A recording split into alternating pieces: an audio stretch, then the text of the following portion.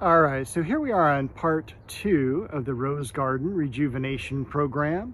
I've got a lot of work ahead of me in this bed. It's just totally has gotten out of control, all the weeds, and believe it or not, there are like 5 roses right where we're looking. I've also got a really cool multi-grafted plum tree that's going dormant. Again, got a lot of weeds around there. And so my goal is to go ahead and clean out the weeds. We're about 2-3 weeks away from pruning all the roses back, because then it'll be December here, and I want to paint the black. I want to paint the back fence black. That's my goal.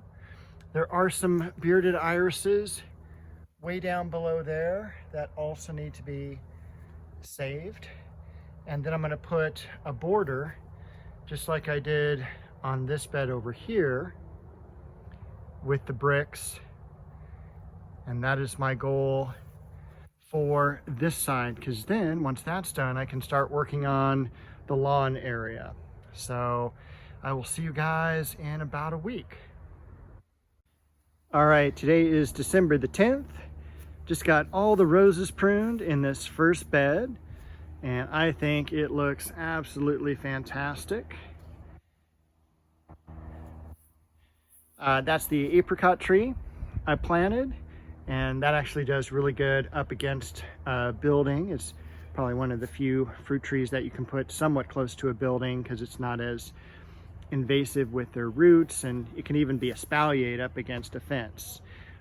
Planted a third of the sandback jasmine right there at the base of the bay tree, which is still looking fantastic. Everything is mulched, there's no weeds. The bearded iris are coming in great, as well as the iris nata back behind. The heather right around the edge is also looking great, and a few blooms left on the brachycomb here. What I have been doing also, I just got the cherry tree pruned back. Those irises, fantastic. This is a little bit of catmint. That's a pittosporum.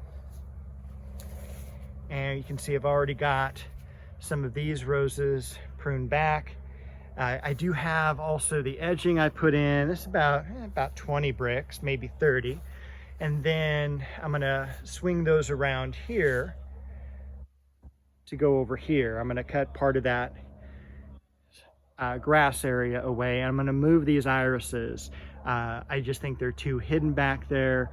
I'm gonna put in something else there. So this is my next pruning job, is that plum tree, and then I need to get back into those weeds, back to that conifer back there.